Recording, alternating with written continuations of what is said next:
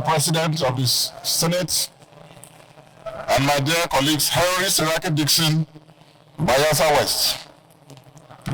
As it has clearly been stated, even from this aisle, from this side, it is clear that no one in this chamber is opposed to an extension if it has become necessary so that the machinery of government continues to run and does not grind to a halt.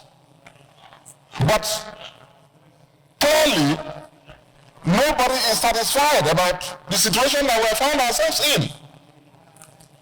Mr. President, I came this morning to have a conversation with the chairman of appropriation. I'm a member of that committee too. And also the chairman of finance. And if possible, to discuss this on the floor. I didn't know that this matter was slated for hearing. Because we are all inundated with complaints all over. Government has grounded, that's what it means. Contractors who have done their jobs, committed their resources, cannot be paid. The benefits of the budget that we all took time to work on and passed has not gotten to the people.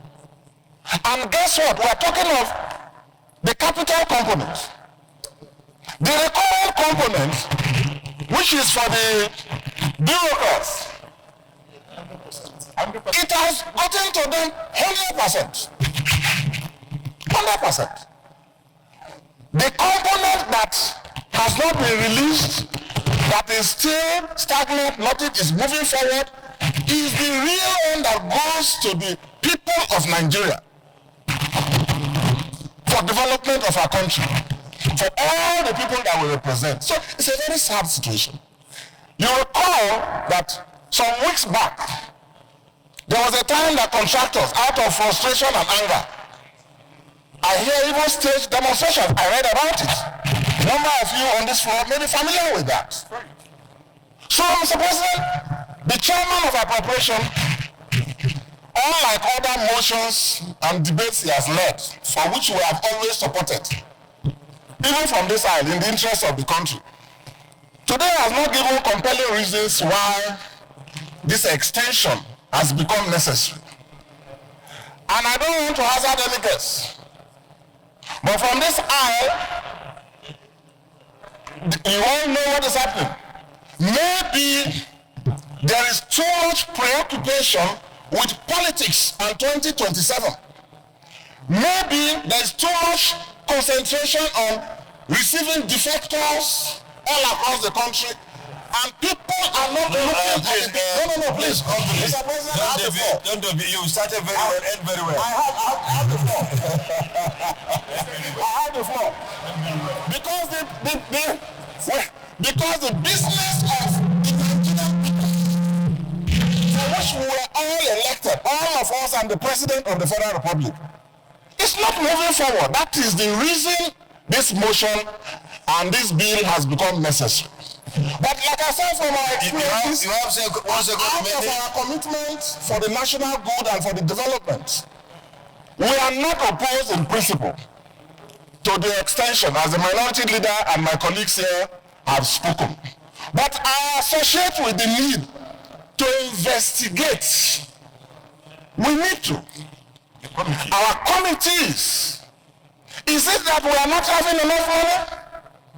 We have withdrawn, all of us supported the withdrawal of fuel subsidy. Meaning that there is even more money.